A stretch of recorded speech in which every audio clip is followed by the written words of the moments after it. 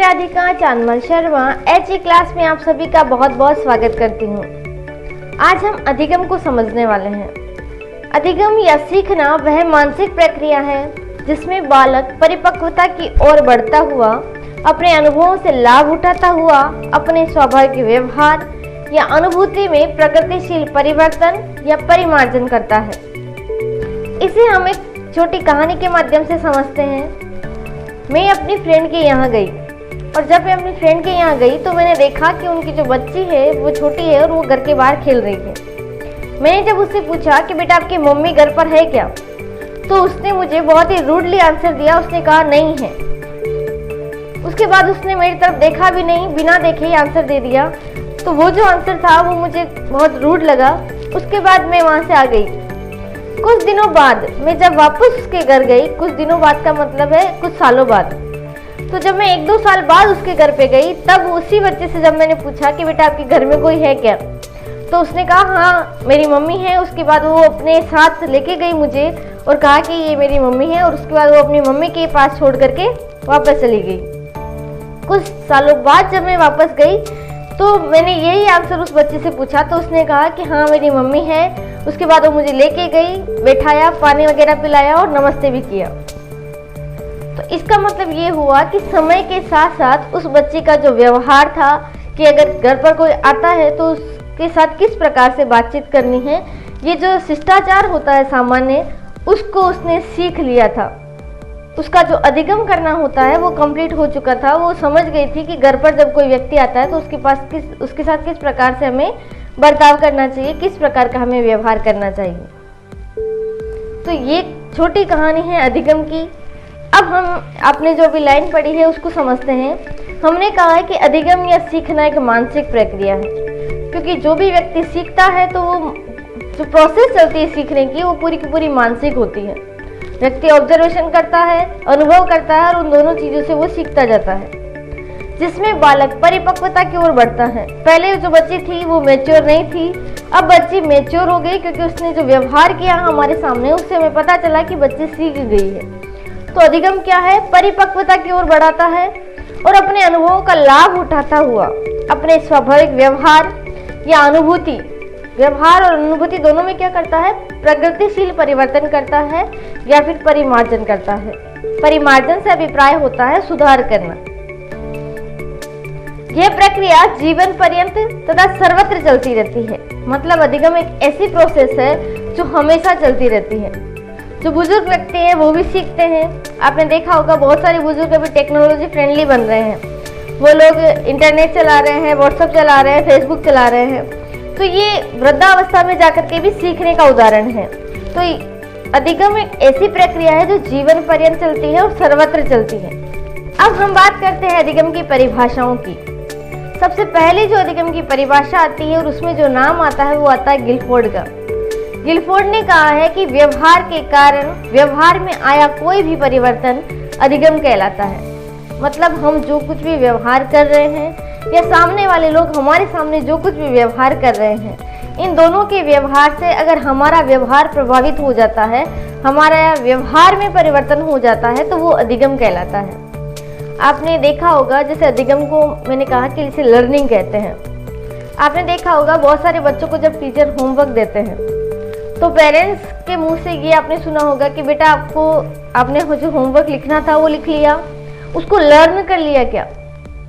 मतलब उसको आपने अधिगम कर लिया क्या? तो मतलब रिटर्न वर्क करना और लर्न करना दो अलग अलग बातें हैं। यहाँ कह रहे हैं कि व्यवहार के कारण आया व्यवहार में कोई भी परिवर्तन क्या है? अधिगम है। मतलब जो बच्चा है उसने जो होमवर्क था वो लिख तो दिया है, लेकिन उस चीज को समझना कितना है, उस चीज को व्यवहार में चेंज करना कितना समझा है, वो चीज इंपॉर्टेंट है। अब हम बात करते हैं नेक्स्ट कोटेशन की। नेक्स्ट कोटेशन है वुडवर्थ के अनुसार। वुडवर्थ ने कहा है कि नवीन ज्ञान और नवीन प्रतिक्रियाओं को प्राप्त करने की प्रक्रिया सीखने की प्रक्रिया है। दो टर्म इन्होंने यूज किए हैं। इन्होंने कहा नवीन ज्ञान और नवीन प्रतिक्रिया, इन दोनों को सीखना और इन दोनों को प्राप्त करने की जो प्रोसेस है वो क्या है? अधिगम है। नया कुछ भी नॉलेज एक बच्चा ग्रहण कर लेगा और उसके साथ साथ ही उस नॉलेज को ग्रहण करने के बाद वो क्या करेगा जो भी उसके सामने क्रियाएं होगी, उन क्रियाओं के जो बदले में वो प्रतिक्रिया करता है, वो प्रतिक्रिया कैसी होगी, नहीं होगी अपेक्षाकृत पुरानी जो प्रतिक्रियाएं होती थी उनसे। जैसे हमने जो फर्स्ट में कहानी देखी थी, उसमें हमने देखा था कि वो जो छोटी बच्ची थी वो पहले क्या कर रही थी, केवल बहुत ज़्यादा इग्नोर कर रही थी और बहुत ज़्यादा रूडली बात कर रही थी जब उसके घर पे कोई आया है तब। लेकिन उसके बाद हमने देखा कि थोड़े टाइम बाद उसने नई नॉलेज ली होगी, अपने पेरेंट्स को देखा होगा कि घर पे आए हुए व्यक्तियों से किस प्रकार से बात करते हैं। वो खुद अगर अपने फ्रेंड के यहाँ गई होगी तो उसने देखा होगा कि किस प्रकार से सामने वाले जो व्यक्ति होते हैं वो बात करते हैं। तो इन चीज़ों से क्या होता है, बच्चे के ज्ञान में वृद्धि होती है, प्लस जो नवीन प्रतिक्रियाएं होती है ना उनको प्राप्त करता है बच्चा। और ये जो प्रोसेस है वो प्रोसेस क्या कहलाती है, अधिगम, ऐसा कहा है वुडवर्थ ने। अब हम बात करते हैं नेक्स्ट कोटेशन की। क्रो एंड क्रो के अनुसार इन्होंने कहा है कि सीखना आदतों, ज्ञान और अभिवृत्तियों का अर्जन है। इन्होंने 3 चीज़ों के बारे में कहा है कि सीखना क्या करता है, हमें हमारी जो आदतें होती हैं उनका निर्माण करता है, क्योंकि आदतें ही क्या क्या बनाती है, हमारे व्यवहार को बनाती है, हमारी पर्सनैलिटी को बनाती है। अब हमने बात की कि आदतों के साथ साथ ज्ञान और अभिवृत्तियों का क्या है, अर्जन है। ज्ञान और अभिवृत्ति, ज्ञान से अभिप्राय है नॉलेज, और जो अभिवृत्ति है उसका मतलब होता है किसी भी व्यक्ति के सोचने का तरीका, किसी भी व्यक्ति के सोचने का दृष्टिकोण। तो जो अभिवृत्ति है उनका भी अर्जन करना सिखाता है। नेक्स्ट डेफिनेशन है स्किनर की। स्किनर ने कहा है कि अधिगम व्यवहार में उत्तरोत्तर अनुकूलन की प्रक्रिया है। उत्तरोत्तर अनुकूलन से अभिप्राय है समय के अकॉर्डिंग बच्चे का जो व्यवहार है उसमें धीरे धीरे क्या हो जाता है, अनुकूलन हो जाता है, वो अनुकूलन करना सीख लेता है। जो भी परिस्थिति बच्चे के सामने आएगी उसके साथ वो अपने आप को एडजस्ट करना सीख लेता है। तो स्किनर ने कहा है कि अधिगम व्यवहार में उत्तरोत्तर अनुकूलन की प्रक्रिया है। नेक्स्ट परिभाषा है गेट्स एवं अन्य के अनुसार अनुभव और प्रशिक्षण द्वारा व्यवहार में परिवर्तन लाना ही अधिगम है। मतलब अनुभव और ट्रेनिंग, इन्होंने 2 चीज़ों की बात की है कि एक तो एक्सपीरियंस जो होते हैं हमने जो कुछ भी अनुभव किया है पुराने समय में, देखा है, और ऑब्जर्वेशन से जो हमारे सामने रिजल्ट आया और जो हमने खुद अनुभव किए हैं, उन दोनों के साथ साथ ट्रेनिंग जो है वो महत्वपूर्ण है, अभ्यास जरूरी है। गेट्स एवं अन्य ने अभ्यास पर जोर दिया और उन्होंने कहा है कि अनुभव और प्रशिक्षण द्वारा व्यवहार में परिमार्जन लाना ही क्या है, अधिगम है। जब किसी व्यक्ति का जो व्यवहार है वो परिमार्जित हो जाता है, मतलब उसके व्यवहार में उत्तरोत्तर जो सुधार होता है, उसी की बात गेट्स एवं अन्य ने भी की है, लेकिन इन्होंने ट्रेनिंग को जोड़ दिया है। अनुभव के साथ साथ किस चीज़ को ऐड किया है इन्होंने, ट्रेनिंग को और प्रशिक्षण को। अब हम चर्चा करेंगे अधिगम की विशेषताओं की। अधिगम की जो विशेषताएं हैं उसमें सबसे पहली विशेषता है कि अधिगम सार्वभौमिक होता है। सार्वभौमिक से अभिप्राय है अगर हम भारत में हैं और यहाँ के जो बच्चे हैं तो वो भी सीख रहे होते हैं, अगर आप अमेरिका में चले जाए तो वहाँ पर भी बच्चा सीखता है। अगर किसी बच्चे को हम जंगल में छोड़ दें, जैसे आपने मोगली जैसे बच्चों के उदाहरण सुने होंगे, तो जो मोगली बच्चा था जिसने अपना पूरा जो जीवन है वो जंगल में जंगली जानवरों के बीच बिताया हो, वो बच्चा भी सीखता है। इसका मतलब अधिगम एक ऐसी प्रक्रिया है जो सार्वभौमिक है, हर जगह होती है, और ना केवल इंसान सीखते हैं बल्कि जो जंगली जानवर होते हैं वो भी सीखते हैं। अब हम बात करते हैं नेक्स्ट विशेषता की, अधिगम समायोजन है। अधिगम क्या करता है, एडजस्टमेंट सिखाता है। किसी भी व्यक्ति का जो व्यवहार है वो समाज में रहने लायक जब बन रहा होता है तो ऐसे में बच्चा जो होता है वो एडजस्ट करना सीखता है, समायोजन करना सीखता है। अगर वो नहीं सीख पाता है ऐसा, तो इसका मतलब ये हुआ कि उसने सामाजिक जो गुण होते हैं उनको नहीं सीखा है, मतलब उसका जो अधिगम है वो क्या है, अधूरा है। तो अधिगम समायोजन है, जो भी हमारे सामने समस्या है उस समस्या को किस प्रकार से सोल्व करना है ये हमें अधिगम ही सिखाता है। अब हम बात करते हैं नेक्स्ट विशेषता की, अधिगम एक मानसिक प्रक्रिया है। अधिगम की जो प्रोसेस है वो किस प्रकार की है, तो वो मानसिक होती है। कोई भी बच्चा जब सीख रहा होता है चीज़ों को तो उसका जो मस्तिष्क है वो जब काम करेगा, वो जब एक्टिव होगा तभी बच्चा ज़्यादा से ज़्यादा चीज़ों को सीख पाएगा। अधिगम मानव के मूल प्रवृत्त्यात्मक व्यवहार में संशोधन की प्रक्रिया है। अब मूल प्रवृत्त्यात्मक किसे कहते हैं, मूल प्रवृत्त्यात्मक से अभिप्राय होता है एक जंगली जानवर में और एक इंसान में जो अंतर है वो मूल प्रवृत्त्यात्मक से आगे बढ़ जाने का अंतर है, जिसे हम जंतु कह सकते हैं, जिसे हम जंगली जानवर कह सकते हैं। ये जितने भी जानवर हैं इनका जो मूल प्रवृत्त्यात्मक जो काम होता है वो ये रहता है कि इनको किसी प्रकार से खाना मिल जाए और ये अपने जीवन को व्यापित कर ले। ये मूल प्रवृत्ति है। लेकिन मूल प्रवृत्ति से जब व्यक्ति आगे बढ़ जाता है तब वो जो उसका व्यवहार होता है वो संशोधन की प्रक्रिया में आता है और उसे हम अधिगम कहते हैं। चलिए एक उदाहरण से समझते हैं जिसमें हम ट्रेन के सफ़र पर चलेंगे। आप अगर कभी ट्रेन में गए होंगे तो आपने देखा होगा बच्चे बूढ़े सभी होते हैं। अब क्या हुआ, आप लंबे सफ़र में गए थे तो आपने अपने लिए कुछ खाने के लिए लेकर गए थे, तो आपने जैसे ही अपना टिफ़िन वगैरह खोला, आपने खाना खाना शुरू किया तो आसपास जितने भी बच्चे होंगे वो बच्चे अपनी मम्मी से जिद करेंगे कि उन्हें भी कुछ खाना है। तो ये जो बच्चे हैं ये जिद कर रहे हैं, तो इसका मतलब ये हुआ कि अपनी मूल प्रवृत्ति जो है खाना खाने की, उसके कारण वो जिद कर रहे हैं। अब इस उदाहरण को यहीं छोड़ते हैं, एक दूसरा उदाहरण लेते हैं। दूसरे उदाहरण में वही ट्रेन है, वही सफ़र है, लेकिन वो सफ़र आप कर रहे हैं और आपके साथ प्रॉब्लम ये है कि आपने पूरे दिन से कुछ भी नहीं खाया है। मतलब आप इतना बिजी थे कि आपको खाने का टाइम नहीं मिला है, प्लस आपको खाना लेने भर का टाइम नहीं मिला है। आप सीधे ट्रेन में बैठे हैं और जब आप सीधे ट्रेन में बैठे हैं और पूरे दिन से भूखे हैं और टाइम शाम का है, तो अधिकांश व्यक्ति जो लंबे सफ़र पर निकले हैं वो लोग अपना टिफ़िन खोल रहे हैं। अब आपको अचार की खुशबू आ रही है, सब्जियों की खुशबू आ रही है, लेकिन ऐसा नहीं होगा कि आप किसी व्यक्ति का खाना छीन कर खाने लग जाएंगे। ऐसा भी नहीं होगा कि आप सामने वाले से कहेंगे कि मुझे बहुत भूख लगी, मुझे खाना दे दो। तो ये जो कंट्रोल है आपका अपनी भूख के ऊपर, ये मूल प्रवृत्ति से आगे बढ़ जाने की जो प्रक्रिया है वो है। इसका मतलब ये हुआ कि आपने सीख लिया है कि आपको किससे क्या लेना है और कब लेना है। आप बच्चे की तरह जिद नहीं करेंगे कि आपको भी खाना खाना है, ठीक है। तो इसका मतलब ये हुआ कि आपकी जो मूल प्रवृत्ति है और जो व्यवहार है उसमें क्या हो चुका है, संशोधन हो चुका है, आपका अधिगम हो चुका है। अब हम बात करते हैं नेक्स्ट विशेषता की कि सीखना वातावरण की उपज है।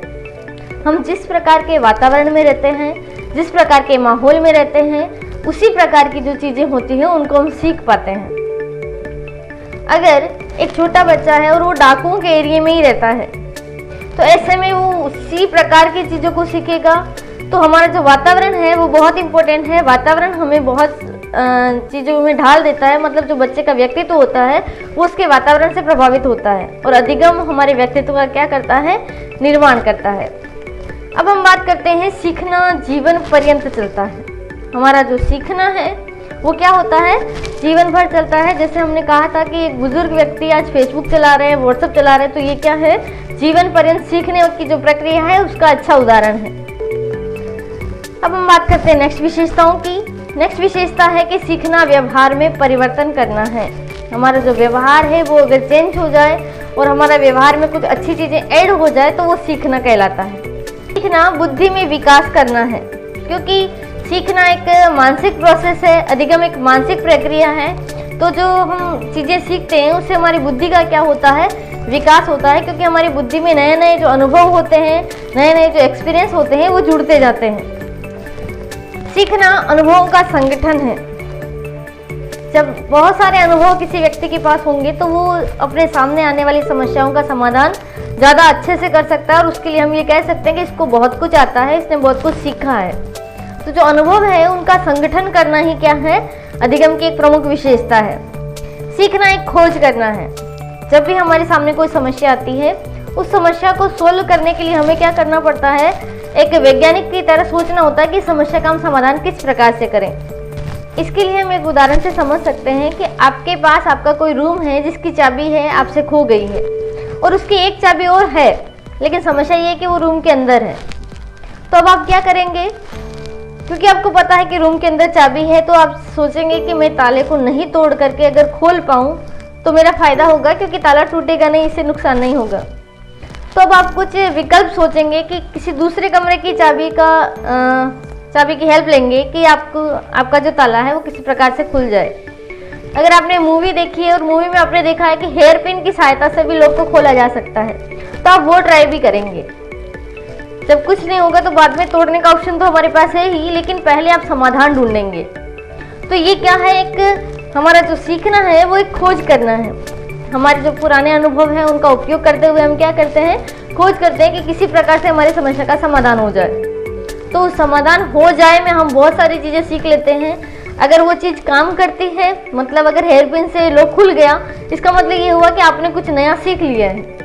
और नहीं खुला तो ये तो सीख गए कि इससे लोक नहीं खुलता है। तो जो कुछ भी हम करते हैं उससे हम अगर सफल होते हैं तो हम ये सीखते हैं कि इससे सफल होते हैं, और अगर असफल होते हैं तो हम ये समझ जाते हैं कि ये चीज़ें करने से हम सफल नहीं हो सकते हैं। तो दोनों में हमारे पास एक अनुभव तो आता ही है। अब हम बात करते हैं, सीखना अधिक विवेकपूर्ण प्रक्रिया है।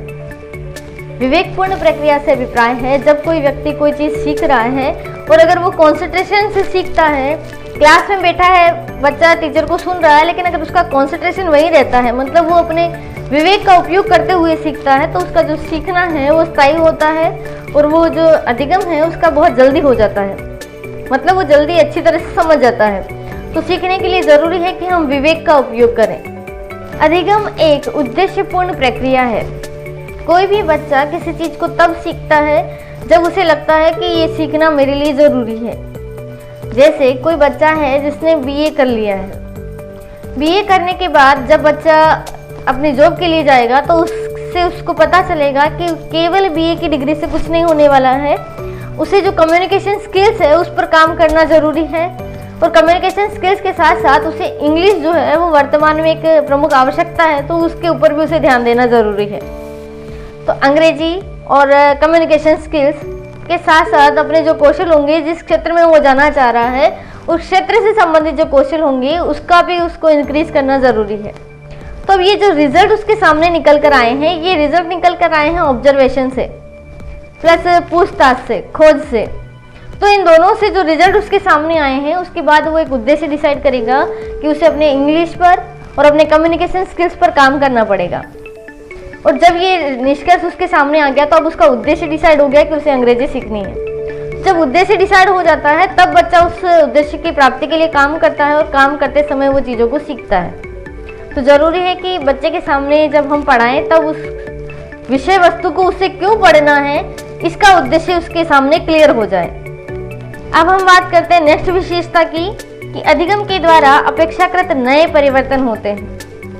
जब भी बच्चा कोई नई चीज़ सीखता है तो जो पुराने जो उसकी प्रतिक्रियाएं होती है वो हट जाती है और उसका स्थान नई प्रतिक्रियाएं ले लेती है। और जब नई प्रतिक्रियाएं उसका स्थान ले लेगी, मतलब जैसे बच्चा था पहले उसको नमस्ते करना नहीं आ रहा था, लेकिन कालांतर में उसमें क्या हुआ, उसको नमस्ते करना आ गया। तो नमस्ते करना जब बच्चे को आया तो इसका मतलब ये हुआ कि उसके अंदर नए परिवर्तन हुए। पहले जब वो जवाब दे रही थी ना, पहले उदाहरण में हमने जब एक बच्चे की बात की तो उसमें हमने कहा था कि वो बच्ची जब फर्स्ट टाइम गए तो बहुत रूडली बात कर रही थी, और जब लास्ट टाइम गए तो हमने देखा कि वो बच्ची नमस्ते कर रही है। तो ये रूडली बात करना और नमस्ते करना, इस समय में क्या हुआ, अपेक्षाकृत नए परिवर्तन आए, और वो जो नए परिवर्तन है उनको हम व्यवहार में परिमार्जन कहते हैं। अब हम बात करते हैं नेक्स्ट विशेषता की।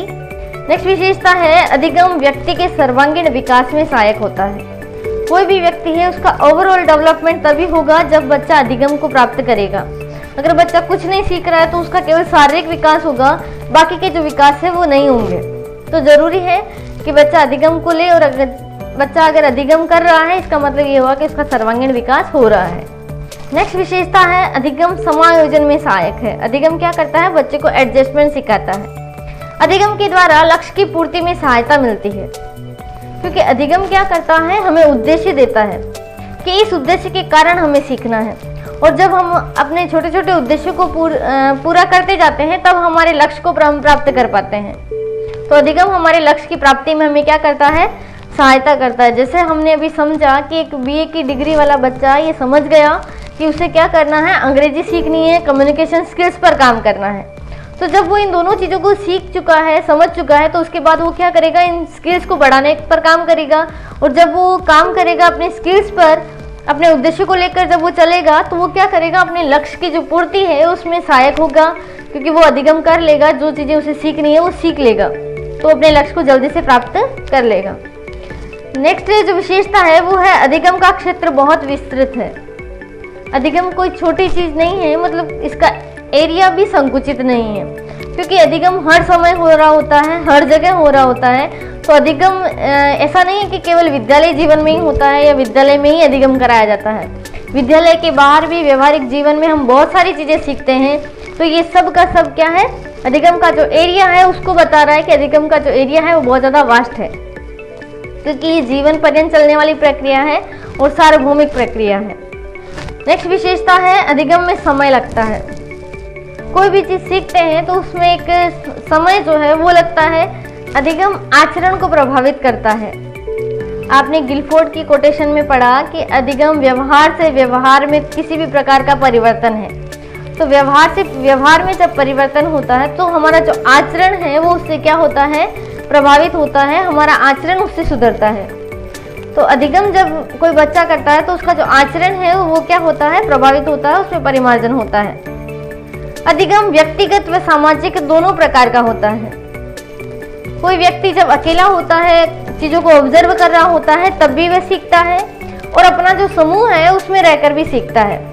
अब एक छोटा बच्चा है, उसके समूह में उसका परिवार वाला समूह आएगा, उसका जो विद्यालय का ग्रुप है वो आएगा, उसके साथ में आसपास रहने वाले जो बच्चे हैं उनकी जो मित्र मंडली होगी वो भी आएगी। तो समूह से भी बच्चा बहुत सारी चीजें सीखता है और व्यक्तिगत भी बच्चा बहुत सारी चीजें सीखता है। अगर बच्चा अकेले बैठे बैठे अपना होमवर्क कर रहा है तो उस समय भी वो सीख रहा है। अगर बच्चा बैठा है और चीजों को ऑब्जर्व कर रहा है तो ऑब्जर्व करने के बाद भी वो बहुत सारी चीजें सीख रहा है। अब हम बात करते हैं अधिगम के सोपानों की। अधिगम के सोपान का अभिप्राय होता है कि अधिगम जो प्रक्रिया है उसमें कितने स्टेप्स होती हैं। जब कोई प्रोसेस होती है तो उस प्रोसेस में क्या होता है, स्टेप बाय स्टेप चलना होता है ताकि हम अपना जो प्रोसेस है उसको कंप्लीट कर पाए। तो अधिगम में जो सबसे पहली जो चीज आती है वो आती है अभिप्रेरणा। अगर किसी व्यक्ति को किसी चीज को करने के लिए मोटिवेशन मिल जाता है, अभिप्रेरणा मिल जाती है, तो वो व्यक्ति उस काम को शुरू करता है कि अब मुझे ये काम करना है। जैसे रीट की भर्ती आ गई है तो सारे बच्चे जो हैं वो कंप्लीट तैयार हो गए हैं और उन्होंने सोच लिया है कि मुझे इस चीज को प्राप्त करना है। तो मतलब जो सरकारी नौकरी है, रीट की जो भर्ती है, उसके बाद थर्ड ग्रेड टीचर जो बनना है वो क्या है, एक तरह से मोटिवेशन है। डेट आ गई तो अब मोटिवेशन ज्यादा हो जाएगा। तो अभिप्रेरणा जो है वो जरूरी है अगर हमें अधिगम की प्रक्रिया को शुरू करना है तो ये एक प्राथमिक सोपान है। जब तक कोई व्यक्ति मोटिवेट नहीं है अंदर से या किसी अन्य प्रकार से, तब तक उस व्यक्ति को कुछ भी नहीं सिखाया जा सकता है। सिखाने के लिए क्या जरूरी है कि वो व्यक्ति अंदर से मोटिवेट हो। मोटिवेशन के बाद जो स्टेप आती है वो आती है विभिन्न क्रियाएं। अब जैसे ही हमें पता है कि अब हमें एग्जाम्स की तैयारी करनी है, एग्जाम डेट आ चुकी है, तो अब क्या होगा, विभिन्न प्रकार की क्रियाएं की जाएगी। विभिन्न प्रकार की क्रियाओं से अभिप्राय है बुक्स ढूंढी जाएगी कि कैसे पढ़ना है, किस बुक से पढ़ना है। वो जो विभिन्न प्रकार की क्रियाएं होगी उसमें कुछ आएगी बाधाएं, मतलब जो नेक्स्ट चरण आएगा वो आएगा बाधाएं। जो बाधाएं आती है उन बाधाओं के साथ साथ हम क्या करते हैं, हमें किसी न किसी प्रकार का पुनर्वलन मिलता है। और जो पुनर्वलन मिला है इसका मतलब हम समझ जाते हैं कि हमें इस रास्ते जाना है। इसको हम एक उदाहरण से समझते हैं। उदाहरण हमारा जो पुराना वाला है वही लेते हैं। हमने ये कहा कि एक बच्चा है जिसने बीए किया है। बीए करने के बाद वो बच्चा जब जॉब ढूंढने जाएगा और अगर उसको प्राइवेट जॉब करनी है या किसी भी प्रकार की जॉब करनी है तो उसे समझना पड़ेगा कि उसे क्या करना पड़ेगा। पहली चीज अपनी जो स्किल्स है उन पर काम करना पड़ेगा, अपने कौशलों पर काम करना पड़ेगा। कम्युनिकेशन स्किल्स की बहुत ज़्यादा जरूरत है, मतलब वो कम्युनिकेशन स्किल्स को सीखना शुरू करेगा। और उसके साथ साथ हमने बात की कि उसे अंग्रेजी की भी ज़रूरत है। तो अंग्रेजी प्लस कम्युनिकेशन स्किल्स, इन दोनों को जब बच्चा सीखना चाह रहा है तो क्योंकि उसे जॉब प्राप्त करनी है तो वो एक उसके लिए मोटिवेशन हो गया। मोटिवेशन के बाद क्या होगा, वो बच्चा बहुत सारी बुक्स ढूंढेगा, पढ़ना चाहेगा, समझना चाहेगा। और कहीं पर अगर उसे बाधा आ जाएगी, मतलब उसको कुछ प्रॉब्लम आएगी समझने में, तो क्या करेगा, वो कोई नया तरीका ढूंढेगा कि मैं इस चीज़ को याद कैसे रखूं, किस प्रकार से सुधार करूं। तो उसके लिए वो क्या करेगा, अपने में चेंजेस लाने का प्रयास करेगा कि मैं लिख कर देखता हूँ, लिख कर अगर पढ़ूंगा तो ज़्यादा मुझे याद होगा। इस प्रकार की वो अलग अलग विधियों का इस्तेमाल करेगा। बाद में कहीं से उसे पुनर्वलन मिलेगा। पुनर्वलन से अभिप्राय होता है फीडबैक मिलना। जैसे कोई व्यक्ति अपने कम्युनिकेशन स्किल्स पर काम कर रहा है, उसमें उसको प्रॉब्लम आ रही है कि ये चीज़ अगर मैं करूँ तो ठीक रहता कि नहीं रहता है, अगर मैं इस चीज़ को अपने व्यवहार में उतारूँ तो सामने वाला जो है वो क्या प्रतिक्रिया देगा। तो अब वो क्या करेगा, उन चीज़ों को कर करके देख रहा है। फैमिली वालों में से किसी ने कहा कि बेटा ये व्यवहार आपका अच्छा है, आप इस प्रकार से जो फॉलो करते हैं वो अच्छा लगता है। तो अब इससे क्या हो गया, बच्चे को पुनर्वलन मिल गया। तो वो समझ जाएगा कि मुझे अपने कम्युनिकेशन स्किल्स में हेलो इसी प्रकार से बोलना है। तो इस प्रकार से क्या होगा, बच्चे को फीडबैक मिलेगा। और जब फीडबैक मिलता है, जैसे आपने होमवर्क किया और आपके टीचर ने आपको गुड दिया, तो जब बच्चे को हम गुड देते हैं, वेरी गुड देते हैं, तो बच्चे को क्या मिलता है, फीडबैक मिलता है।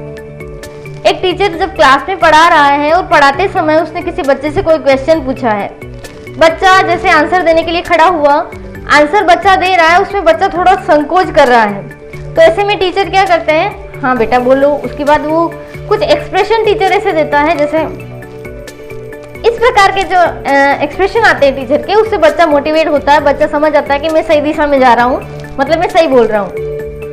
तो टीचर मोटिवेट कर रही थी बच्चे को पुनर्वलन दे रही थी, फीडबैक दे रही थी। अब बच्चे का आंसर जैसे ही कंप्लीट हुआ, एक फीडबैक टीचर को भी मिल गया।